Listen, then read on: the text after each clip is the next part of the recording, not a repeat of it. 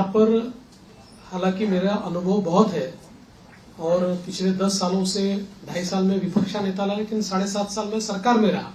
किंतु जिस प्रकार का मैंडेट इस समय मिला है, मैं ऐसा मानता हूं कि निश्चित रूप से उस मैंडेट का एक प्रेशर, जनता के प्यार का एक प्रेशर हमारे पर है। मैं उसको महसूस करता हूं कि जब अपेक्षाएं बड़ी होती है तो चुनौती भी बड़ी होती है, क्योंकि लोग आपसे अपेक्षा कर रहे हैं, तो निश्चित रूप से उसका प्रेशर मुझ पर है। देखिए, मैंने आज जो पहली सिग्नेचर की है वो हमारा जो मुख्यमंत्री आरोग्य सेवा का कक्ष है, उस कक्ष में एक कैंसर रुग्ण को बोन मैरो ट्रांसप्लांट के लिए 5 लाख रुपए मुख्यमंत्री सहायता निधि से देने का निर्णय मैंने किया है। पहली साइन वो मैंने की हुई है। और यहाँ पर हालांकि मेरा अनुभव बहुत है और पिछले 10 सालों से 2.5 साल में विपक्ष का नेता रहा, लेकिन 7.5 साल में सरकार में रहा, तो सरकार का अनुभव भी बहुत है।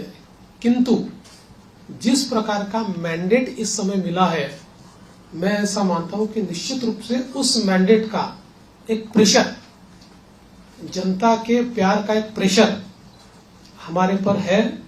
और मैं उसको महसूस करता हूं कि जब अपेक्षाएं बड़ी होती है तो चुनौती भी बड़ी होती है, क्योंकि लोग आपसे अपेक्षा कर रहे हैं, तो निश्चित रूप से उसका प्रेशर मुझ पर है।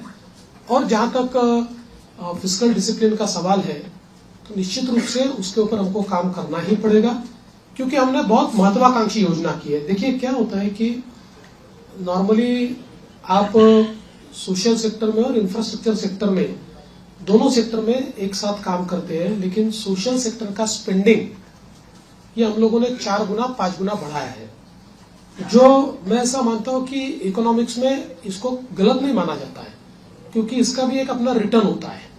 इसके सोशल रिटर्न भी होते हैं, इसके इकोनॉमिक रिटर्न भी होते हैं, लेकिन उसका प्रेशर जरूर बजट के ऊपर आता है। तो उस बजट को बैलेंस करना ये हमारा काम होगा, हम उसको करेंगे। देखिए, पहला जो आपका सवाल है उसमें कौन सा मंत्रालय किसके पास रहेगा, ये अंतिम चरण में है, उसका निर्णय तीनों मिलकर करेंगे।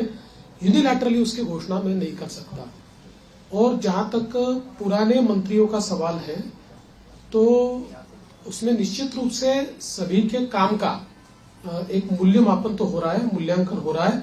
उस मूल्यांकन, क्योंकि हमारे जो दोनों साथी है, एकनाथ शिंदे जी ने भी और दादा ने भी, हम तीनों ने बैठकर ये तय किया है कि हम मूल्यांकन करेंगे, पुराने मंत्रियों के कामों का मूल्यांकन होगा, उसके आधार पर आगे का निर्णय होगा।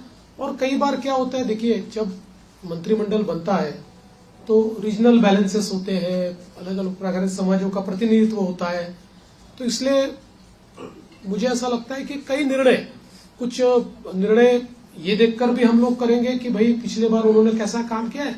कई बार ये होता है कि किसी ने अच्छा काम भी किया होता है, लेकिन रीजनल बैलेंस में क्योंकि 3 लोगों को मंत्री पद बांटने हैं, तो आगे पीछे